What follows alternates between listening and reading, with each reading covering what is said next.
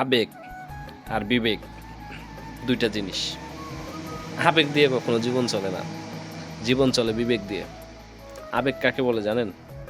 উঠন্ত বয়সের একটি মেয়ে হঠাৎ করে বখাটে একটা ছেলের প্রেমে পড়ে বাবা মাকে না বলে পালিয়ে গেল, ঠিক আছে? পরে বুঝতে পারে আসলে কাজটা ভুল হয়েছে। এটাই হচ্ছে আবেগ। আর বিবেক কি জানেন? বাপ মায়ের দেখে ছেলে ভালো কিনা, তার ফ্যামিলি ভালো কিনা, সব কিছু যাচাই বাছার পরে যে সিদ্ধান্ত নিয়ে মেয়েকে বিয়ে দেয়, সেটাই হচ্ছে বিবেক। তাই আবেগ দিয়ে কখনো জীবন চলে না, বিবেক দিয়ে জীবন চলে। তাই যে কেউ যে কোনো সিদ্ধান্ত নিতে গেলে আগে বিবেক খাটিয়ে সেটাকে ভালো করে যাচাই বাছাই করে তারপরে সিদ্ধান্ত নেওয়াটাই হচ্ছে বিবেকের কাজ। তাই আবেগ দিয়ে কখনো কোনো কাজে যাবেন না, তাহলে সেই কাজে কখনোই সফলতা আসবে না। এটাই বাস্তব।